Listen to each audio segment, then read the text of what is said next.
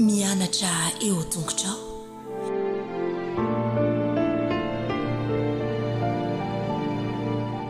Coucou! Tonga indray ny sabata dia afaka miaraka indray isika, dia afaka mifankahita ihany koa, misaotra antsika rehetra manaraka ny fandaharana. Salama daholo ny zazakely, salama ve zoky? Ary dada sy neny, mirary soa anareo rehetra, dia faly miaraba anareo tratry ny sabata. Dia andao indray isika aloha hiaraka hisaotra an'Andriamanitra. Akambana ny tanana dia ahondrika ny loha dia akipy tsara ny maso. Hiaraka hivavaka isika. Andriamanitra, faly be indray izay efa tafaraka atao anatin'ity fandaharana manokana amin'izao sabata maraina izao, hiaraka hideranao, hiaraka hianatra lesona, hiaino tantara avy amin'ny teninao, omeo fahendrena ny zazakely, ny ankizy rehetra mba hiaino tsara amin'ny anaran'i Jesosy. Amen. Dia hitondra ny toy ny tantara indray ilay lehilahy tsara fanahy be, feno tsikitsiky be iny. Izy ary izay raha fantatrareo. Tadidinareo ve? Jesosy, izay mihitsy ilay izy. Dia nisy fahagagana nataon'i Jesosy indray raika izy hianarantsika androany. Ilay lehilahy nahery nisaotra, mahay misaotra azafady. Ilay lehilahy mahay misaotra. Nareo koa ve mahay misaotra zazakely? Mahay misaotra ve nareo? Rehefa omeny neny gote, omeny neny kilalao, omeny neny zavatra na i dada, dia ahoana moa ny fiteny? Saotra tompoko. Dia ny sasany misy manao hoe merci. Dia ity lehilahy anankiray ity koa nahay nisaotra an'i Jesosy izy, fa nisy zavatra nataon'i Jesosy taminy. Indray andro izay manga indray ny lanitra. Manga be ilay lanitra noforon'Andriamanitra. Dia mbola nitsoka ny rivotra dia nidoladola indray ilay hazo tsara tarehy, hazo avo be, dia misy fohy tsofin'ny rivotra ry zareo dia mihetsiketsika ohatr'izao dia mangatsiatsiaka rehefa mitsoka ny rivotra. Dia nisy vorona kely naniditsidina teny dia maneno mihirahira, dia nisy lolokely, dia nisy inona koa moa? Voninkazo tsara tarehy. Izao nisy lehilahy anankifolo nila fanampiana tamin'i Jesosy. Henony hoe handalo eo amin'ilay toerana any amin'ny zareo hoy Jesosy. Dia hoy zareo hoe andao isika ho any amin'i Jesosy fa ho sitrany isika rehefa sitranin'i Jesosy, rehefa mangataka fanampiana aminy. Dia nandeha zareo. Andao nge saintsika 1, 2, 3, 4, 5. Dia ity koa 6, 7, 8, 9, 10. Anankifolo nge izany 10 izany anankifolo. Izy ireo rakizy marary marary izy misy marary be dia be eny amin'ny tanany eny, misy fery eny amin'ny tarehany, eny amin'ny tongony, eny amin'ny vatany, misy fery, misy teboteboka be dia be dia marary. Ny anaran'ny aretin-dry zareo ratsy be, boka. Inona hoe ny anaran'ny aretin-dry zareo? Boka. Bravo, mahay ny zazakely. Dia andeha hositran'i Jesosy. Jesosy mba te hositranonao zahay. Ratsy be nge izany aretin' izany rakizy izany boka izany, mifindra izany. Raha vao manakaiky anazy eo tsy mahazo manakaikikaiky anazy eo fa manjary mifindra ilay aretina. Dia tsy mahazo miara-mipetraka izany amin'ny zanany, amin'ny neny, tsy mahazo miara-mipetraka amin'ny ankizy, tsy mahazo miara-mipetraka amin'ny lehibe satria mifindra ny aretin-dry zareo dia mitokana ny tranon'ny zareo. Dia nalahelo be izy satria tsy mahita ny zanany, tsy mahita ny neny, tsy mahita ny havany fa mitokana. Dia nandeha nanatona an'i Jesosy izy mba hositranin'i Jesosy. Te hositranonao izay Jesosy mba sitrano izay fa feno daholo ny vatanay, feno an'ilay marary. Eny ary hoy Jesosy mandehana makany amin'ny mpisorona any amin'ny tempoly. Dikan'izany tempoly izany amin'izao tsika raika izy izay fiangonana. Dia lasa nakany am-pisorona zareo. Dia mbola teny an-dalana zareo mandeha makany am-pisorona eny an-dalana. Hoay e, misy afaka ilay aretina. Hoay e, madio, mesitrana. Dia fampijery ny tarehany dia hoay e, ny anao madio be ny tarehanao. Hoay, ny anao koa madio be ny tarehanao. Miasitrana ry zareo. Mbola tsy tonga tany amin'ny tempoly akory dia sitrana zareo. Rehefa nihaona tamin'ilay mpisorona izy dia hoy ilay mpisorona hoe madio nareo sitrana. Dia lasa nandeha ry zareo. Lasa nandeha ry zareo raika izy.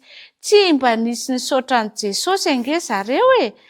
Hitanareo, lasa falifaly be daholo zareo dia lasa nandeha. Fa ity lehilahy anankiray ity kosa nahatsiaro izy hoe andeha hiverina hisaotran'i Jesosy.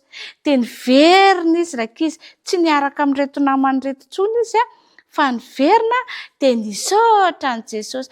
Misaotra Jesosy fa sitrana soamatsara. Dia lasa izy nandeha. Faly ery nge Jesosy e. Tsy ry zareo ihany ny falifaly rehefa sitrana, fa Jesosy koa faly be fa sitrana zareo.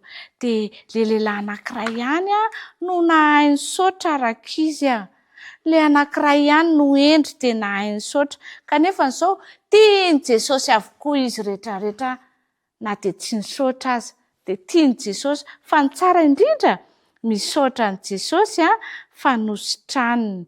Dia hoy ny tsianjerintsika hoe natao ho tadidy ity ao amin'ny Tesaloniana voalohany 5:5-20. Misaora amin'ny zavatra rehetra. Andao averina ange e. Misaora amin'ny zavatra rehetra. Andao ary averintsika. 1, 2, 3. Misaora amin'ny zavatra rehetra. Bravo! Dia aza adino izay misaotra an'Andriamanitra amin'ny zavatra rehetra. Fa tsy falifaly be fotsiny hoe efa nahazo, fa miteny hoe merci. Na ahoana koa? Misaotra tompoko. Rehefa omeny olona zavatra koa dia manao hoe misaotra tompoko na merci. Akambana ary ny tanana. Hiaraka hivavaka ange isika dia akambana ny tanana, ahondrika ny loha, dia akipy tsara ny maso. Jesosy misaotra anao izay fa nasitrana an'ilay lehilahy marary anankifolo ianao, leboka. Dia na dia tsy nisaotra anao ary izy ireo fa anankiray fotsiny nisaotra dia tianao. Jesosy omeo fahendrena izay zazakely, ny zaza minono, ny ankizy rehetra mba hisaotra amin'ny zavatra rehetra. Dia amin'ny anaran'i Jesosy no angatana hivavaka. Amen. Ametraka ny veloma ho amin'ny manaraka indray izao andao tsika hiaraka kopakopa tanana e. Veloma daholo amin'ny herin'indray.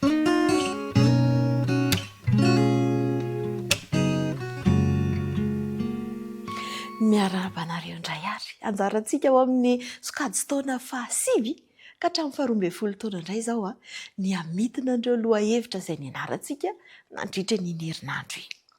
Lohahevitra 9 no ny anarantsika. Tsara loatra ka mendrika ho zaraina. Izay ilay lohateny. Tsara loatra ka mendrika ho zaraina. Izy amintsika moa no manana zavatra tsara ka tsy hizara izany amin'ny hafa na hitantara izany amin'ny hafa dia izay ihany koa no resahantsika nandritra ny herinandro. Manana toko sy andinintsika izay naverimberina natao tsy anjery nandritra ny herinandro dia ny Tesalonianina voalohany toko 2 andininy 2. Tesalonianina voalohany toko 2 andininy 2. Dia say tao amin'Andriamanitra izahay. Averiko indray mandeha. Dia say tao amin'Andriamanitra izahay hiteny taminareo ny filazantsara n'Andriamanitra na dia be aza ireo fanoherana.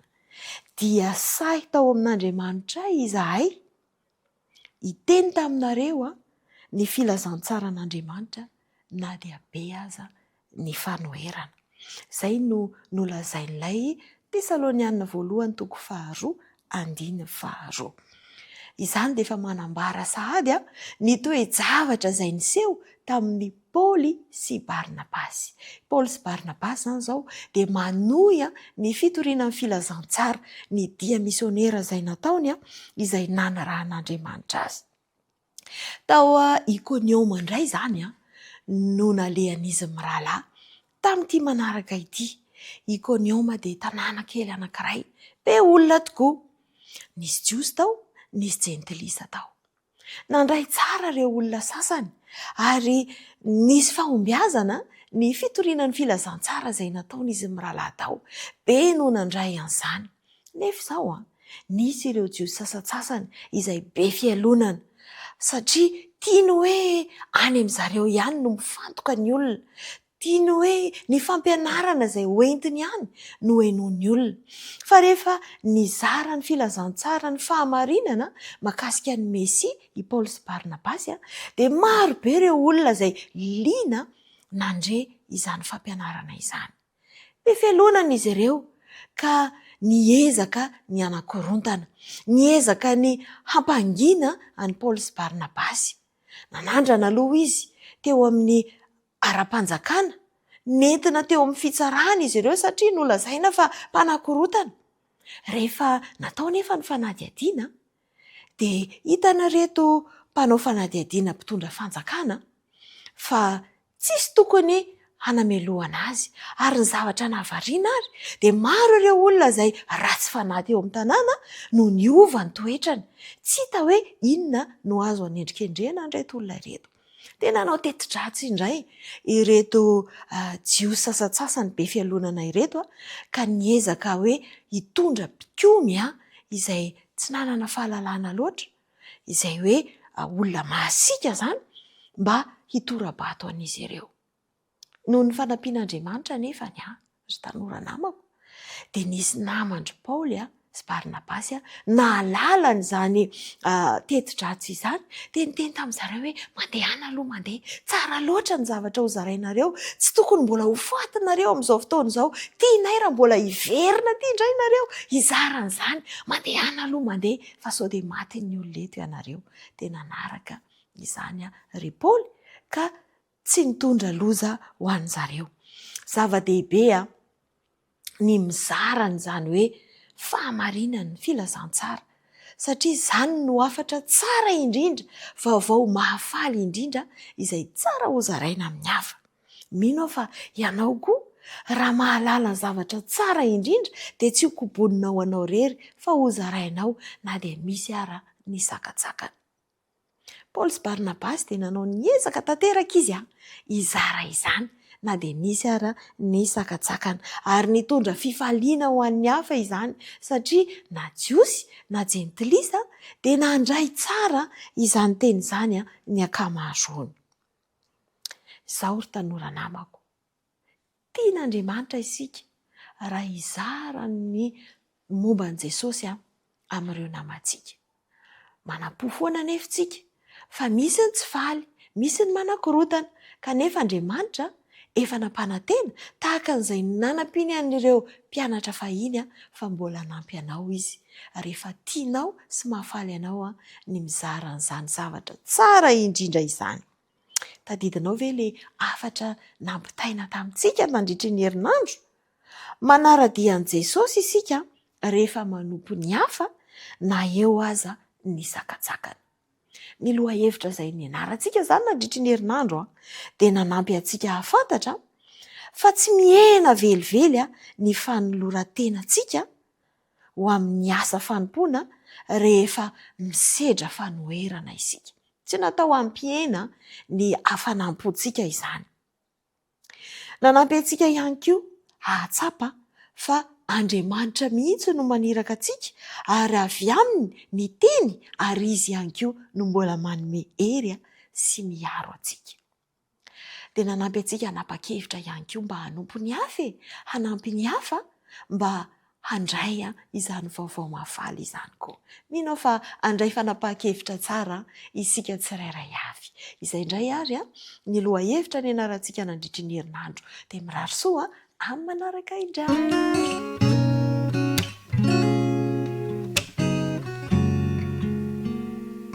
Amin'ny fofeno aravona indray raky izy namako no hiara-bako anareo tratra sabata mahafinaritra izao ary manonona mandrakariva ny fahasoavan'i Jesosy ho anareo rehetra ny tenako.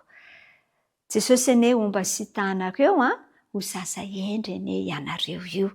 Eny ary amin'izao sabata izao dia hiaraka eto indray tsika mitina ny lohahevitra fahaenina, lohahevitra fahafiry fahaenina, izay mitondra ny lohateny hoe ilay akanjon'i Josefa sy ny nofiny. Ilay akanjon'i Josefa sy ny nofiny.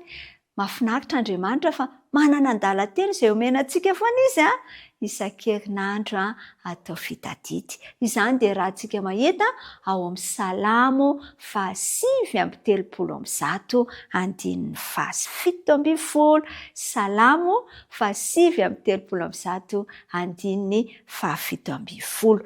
Manao hoe endre zava-tsoa amiko indrindra ny hevitrao Andriamanitro, akory ny hamaroan'ny isany.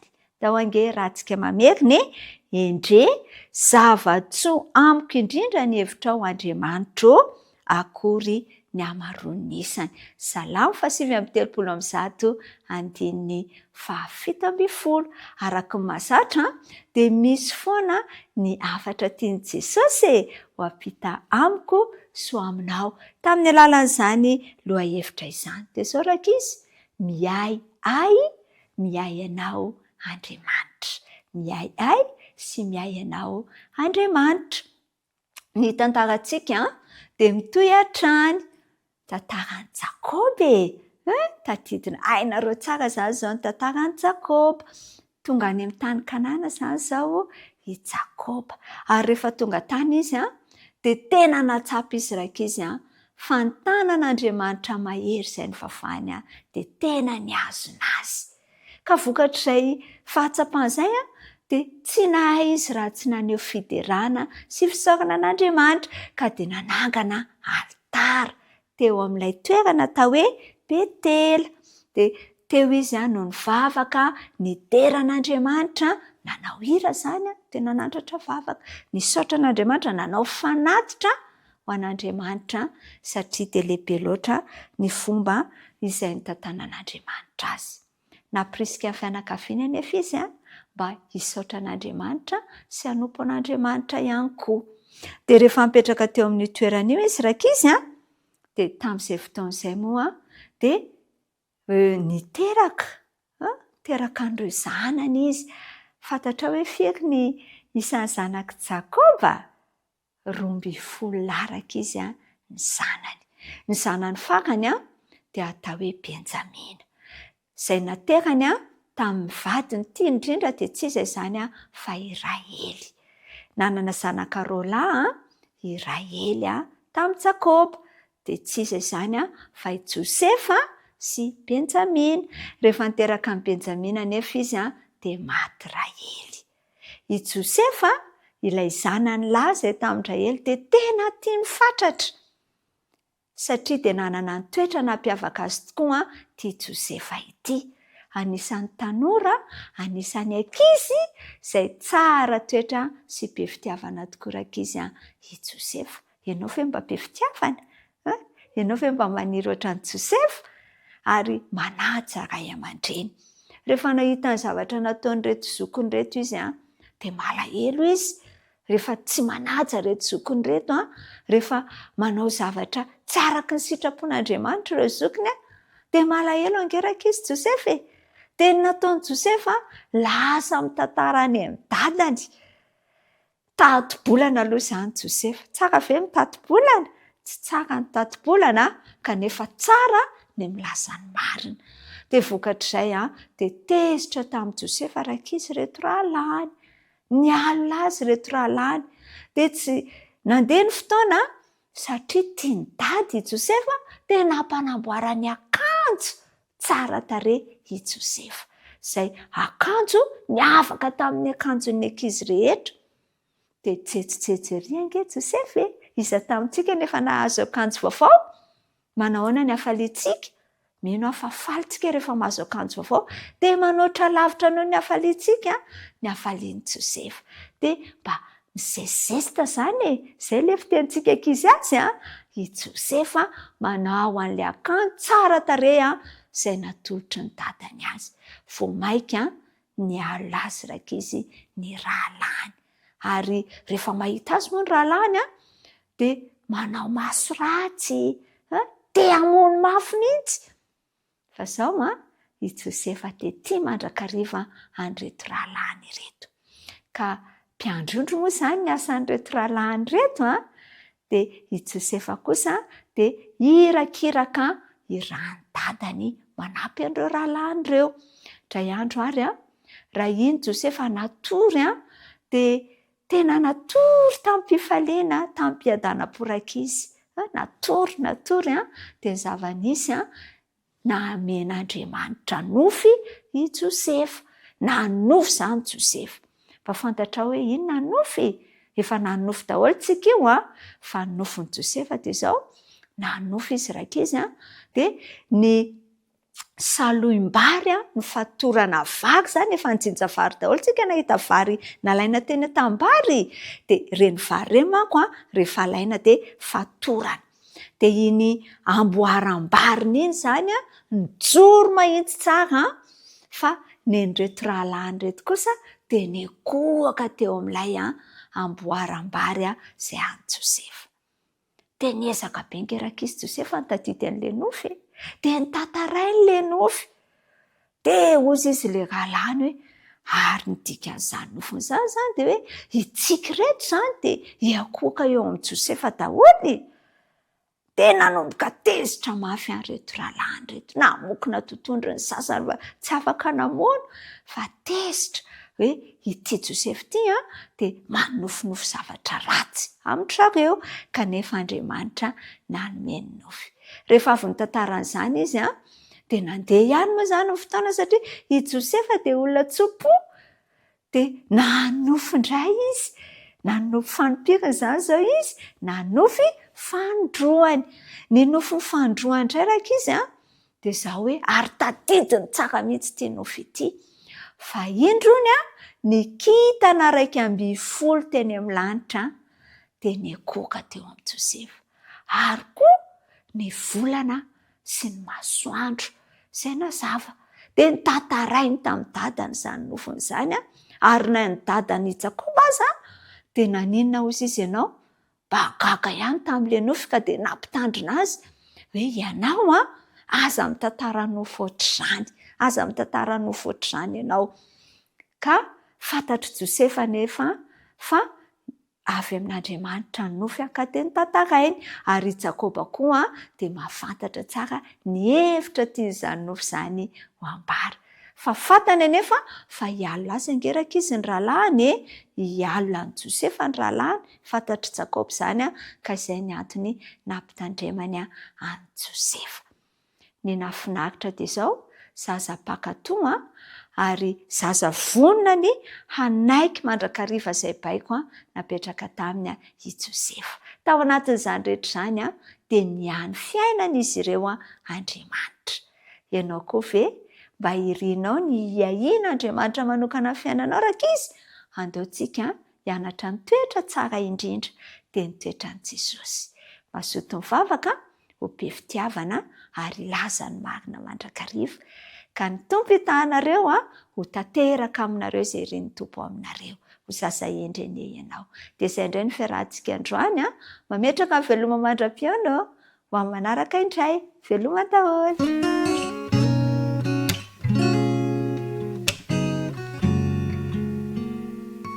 Miaraba ny tanora mantanto rehetra, ireo 13 taona sy 14 taona. Miaraba ny zoky ny ray aman-dreny ny zandry rehetra ihany koa. Lesona fahenina ny anarantsika tamin'ny herinandro izay ndresantsika ny amin'ny hoe misitaka kely mialohan'ny asana ary ny andininy izay natokana ho tadidinana nandritra izay herinandro izay dia izay hitantsika ao amin'ny Mateo 20 andiny 7 ka hatramin'ny 70. Andeha rahantsika mamerina izany. Mankanesa ty amiko ianareo rehetra izay miasa fatratra sy mavesatretana fa izao nanome anareo fitsarana. Entony zioka ka menara amiko fa malemy fanahy sady tsy miavina po aho dia hita fitsarana ao amin'ny fanahinareo ianareo fa mora ny zioka koa ary maivana ny entako. Tamin'ny fotoanany ady lehibe faharoa dia nisy lehilahy ankiray antsoina hoe Victor Frankl. Izy ity dia anisan'ireo miaramila tao anatin'izany ady izany tao amin'ny fokony Nazia. Dia teo anatrehan'ireo famonoana olona izay nisy tamin'izany vanim-potoana izany dia nitady fotoana i Victor mba ahafahany mitokana kely na dia fotoana fohy monja aza mba hakany saina. Dia tao ambadiky ny trano rotsopeta anankiray no nahazatra azy. Naka 10 minitra isan'andro izy mba hitokanany hanamboarana ny sainy, handinihana ny fiainany mialohan'ny andeha hiasany. Ilay toerana hitokanany nefany dia teo akaikin'io toerana io no nanariana ireo faty maro be, izany hoe maimbo faty izany ilay toerana nitokanany. Kanefa dia nahatsapa izy fa tena ilainy ny mitokana mba handinika, mba hametraka ny fiainany amin'Andriamanitra hatrehany ny tontolo andro sy ny asany manaraka indray. Tsy izy ihany nanao an'izany fa Jesosy ihany koa dia nanome ohatra ho antsika tsirairay avy. Voalaza fa Jesosy dia ny fo maraina alina koa, izany hoe mbola tsy niposaka akory ny masoandro dia nandeha nitokana Jesosy, mety hoe tany an-tendrombohitra na tany amin'ny sahan'i Getsemane mba hiresaka amin'Andriamanitra rainy. Napetrany tamin'Andriamanitra ny zavatra rehetra ny tontolo androny mba ahafahany manao ny sitrapon'Andriamanitra ho amin'iny tontolo andro iny, ka Andriamanitra mihitsy no nanoro azy ny amin'izay rehetra tokony ataony izay rehetra tokony ho ajanony. Raha nanome ohatra tsara toy izany Jesosy dia isika ihany koa dia iriny mba hanaraka an'izany ohatra izany. Nomen'Andriamanitra antsika ny fotoana mba ahafahana miala sasatra.